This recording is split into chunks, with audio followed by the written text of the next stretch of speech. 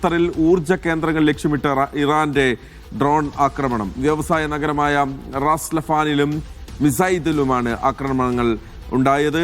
ആക്രമണത്തിന് പിന്നാലെ Qatar energy LNG ഉൽപാദനം താൽക്കാലികമായി നിർത്തിവച്ചിരിക്കുകയാണ്. അതിനിടെ രാജ്യത്തിന്റെ അതിർത്തി കടന്നെത്തിയ സുഖോയ് യുദ്ധവിമാനങ്ങളും ബാലിസ്റ്റിക് മിസൈലുകളും ഖത്തർ സേന തകർത്തു. ആശങ്ക വേണ്ടെന്നും ഏത് വെല്ലുവിളിയും നേരിടാൻ ഒരുക്കമാണെന്നും ഖത്തർ പ്രതിരോധ മന്ത്രാലയം അറിയിച്ചു. ലോകരാഷ്ട്ര നേതാക്കൾ ഖത്തർ അമീറുമായുള്ള ആശയവിനിമയം ഇപ്പോഴും തുടരുകയാണ്. അബ്ബാസ് മുഹമ്മദ് ചേരുകയാണ് ഖത്തറിൽ നിന്ന് ഏറ്റവും പുതിയ വിവരങ്ങളുമായി. അബ്ബാസ്, കഴിഞ്ഞ ദിവസങ്ങളിൽ ഒരു പക്ഷേ അമേരിക്കയുടെ സൈനിക താവളത്തിന് നേരെയുള്ള, അവിടുത്തെ സൈനിക ബേസിന് നേരെയുള്ള ആക്രമണം അതൊരു പക്ഷേ മറ്റിടങ്ങളിലേക്കും ചെറിയ തോതിലൊക്കെ വന്നു എന്നുള്ളതായിരുന്നു ഖത്തറിൽ നിന്നുള്ള വാർത്തകൾ. പക്ഷേ ഇന്നതല്ല സ്ഥിതി. അവിടെയും ഊർജ സംഭരണ കേന്ദ്രങ്ങളെ, എനർജി കേന്ദ്രങ്ങളെ ലക്ഷ്യമിട്ടുള്ള ഇറാന്റെ ഡ്രോണുകൾ പറന്നിറങ്ങുന്നത് അതെത്രമാത്രം വലിയ സങ്കീർണമായ ഒരു സാഹചര്യമാണ് ഖത്തറിൽ സൃഷ്ടിച്ചിരിക്കുന്നത്. മാത്രമല്ല അവിടെയും ഏതെങ്കിലും തരത്തിൽ ഈ ഊർജ കേന്ദ്രങ്ങളെ ലക്ഷ്യമിട്ടുള്ള ആക്രമണങ്ങൾ കാരണം അവിടെ ഊർജ സംഭരണ കേന്ദ്രങ്ങൾ അടച്ചിടുന്ന സാഹചര്യം ഉണ്ടായിട്ടുണ്ടോ?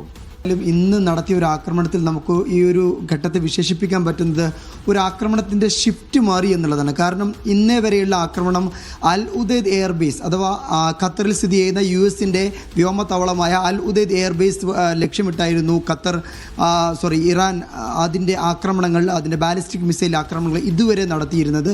ഇന്ന് രാവിലെയും ഇന്ന് പുലർച്ചെയും ഇന്ന് രാവിലെ 8 മണിയോടുകൂടിയും ഇങ്ങനെ ഒരു ആക്രമണം നടന്നിരുന്നു. ഏകദേശം 1/2 ഡസനോളം ആകാശത്ത് നിന്ന് ഇതിൻ്റെ ഇൻ്റർസെപ്റ്റ് ചെയ്യുന്ന ശബ്ദങ്ങൾ നമ്മൾ കേട്ടതാണ്. അതിനുശേഷമാണ് വളരെ പ്രധാനപ്പെട്ട ഒരു ആക്രമണം ഖത്തറിൽ റിപ്പോർട്ട് ചെയ്യുന്നത്. ഇത് ഖത്തറിലെ ഊർജ മേഖലയുമായി ബന്ധപ്പെട്ട ഇടങ്ങളിലേക്കായിരുന്നു എന്നുള്ളതാണ്. ഇടങ്ങളിലേക്കായിരുന്നു, അഥവാ റാസ് ലഫാനിലെയും അതേപോലെ മിസൈദ്, ഇത് രണ്ട് ഇൻഡസ്ട്രിയൽ സിറ്റികളാണ് ഖത്തറിലെ. ഈ ഇൻഡസ്ട്രിയൽ സിറ്റികളിലെ രണ്ട് കേന്ദ്രങ്ങളിലേക്ക്, ഒന്ന് മിസൈദിലെ എനർജി ഫെസിലിറ്റിയിലുള്ള ഒരു വെള്ളം സംഭരിക്കുന്ന ഒരു സ്ഥലത്തേക്ക്, വെള്ള സംഭരണ ശാലയിലേക്ക്, അതേപോലെ മറ്റൊന്ന് റാസ് ലഫാനിലെ ഊർജ ഫെസിലിറ്റിയിലേക്കുമാണ്, സൗകര്യത്തിലേക്കുമാണ് ആക്രമണം ഉണ്ടായത്. ഇങ്ങനെ 2 ആക്രമണമാണ് ഇതുമായി ബന്ധപ്പെട്ട്, ഊർജ്ജ മേഖലയുമായി ബന്ധപ്പെട്ട് ഊർജ്ജ കേന്ദ്രങ്ങളിലേക്ക് ഇറാൻ ഡ്രോൺ ആക്രമണം നടത്തിയത്. അതാണ് ഖത്തർ പ്രതിരോധ മന്ത്രാലയം വാർത്താക്കുറിപ്പിലൂടെ വ്യക്തമാക്കിയിട്ടുള്ളത്. ഇത് ഖത്തറിൻ്റെ പ്രതിരോധ മന്ത്രാലയം തന്നെ ഔദ്യോഗികമായി പുറത്തിറക്കിയ വാർത്താക്കുറിപ്പാണ് എന്നുകൂടി നമ്മൾ മനസ്സിലാക്കണം. ഇതിന് പിന്നാലെയാണ് ഈ രാജ്യത്തെ ആക്രമിക്കാനായി വന്ന 2 സുഖോയ് യുദ്ധവിമാനങ്ങളും അതുപോലെ തന്നെ 7 ബാലിസ്റ്റിക് മിസൈലും 5 ഡ്രോണുകളും തകർത്തു എന്നുകൂടി പ്രതിരോധ മന്ത്രാലയം വ്യക്തമാക്കിയത്. ഖത്തർ അമീരി ഫോഴ്സാണ് ആകാശത്ത് വെച്ച് ഈ ഖത്തറിൻ്റെ ആകാശ പരിധിയിലേക്ക് വന്ന സുഖോയ് വിമാനങ്ങളെ വെടിവെച്ചിട്ടത്. ഇതുപോലെ തന്നെ ഖത്തർ അമീരി ഫോഴ്സും ഇവിടുത്തെ നാവികസേനയും സംയുക്തമായി ചേർന്നാണ് ബാലിസ്റ്റിക് മിസൈലുകളെയും അതുപോലെ 2 ഡ്രോണുകളെയും താഴേക്ക് തകർത്തു കളഞ്ഞത്. ഇങ്ങനെയുള്ള 3 പ്രധാനപ്പെട്ട സംഭവങ്ങളാണ് ഇന്നുണ്ടായത്. ഒന്ന്, ആദ്യഘട്ടത്തിൽ അൽ ഉദൈദ് ബേസ് ചെയ്തിട്ടുള്ള ആക്രമണത്തെ ഇൻ്റർസെപ്റ്റ് ചെയ്യുന്നു. രണ്ടാമത് ഊർജ്ജ കേന്ദ്രങ്ങളിലേക്ക് ആക്രമണം ഉണ്ടാകുന്നു, അത് ചെറിയ തോതിൽ ഹിറ്റ് ചെയ്യുന്നു. മൂന്നാമത് ഖത്തർ അമീരി സേനയും വ്യോമസേനയും അതുപോലെ ഖത്തർ നാവികസേനയും ചേർന്ന് ഇങ്ങോട്ട് വന്ന സുഖോയ് യുദ്ധവിമാനങ്ങളെയും അതുപോലെ ബാലിസ്റ്റിക് മിസൈലുകളെയും തകർത്തു കളയുന്നു. ഇതാണ് പ്രധാനപ്പെട്ട അപ്ഡേറ്റ് എന്ന് പറയുന്നത്.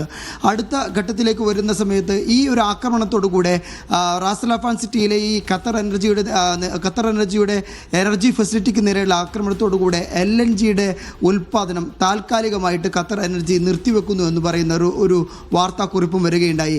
ഇത് ആഗോളതലത്തിൽ തന്നെ വളരെ പ്രത്യാഘാതം ഉണ്ടാക്കാവുന്ന ഒരു തീരുമാനമാണ് എന്ന് നമുക്ക് പറയാതെ വയ്യ. അത് എത്ര സമയത്തേക്കാണ് എന്ന് നമുക്ക് നിശ്ചയമില്ല.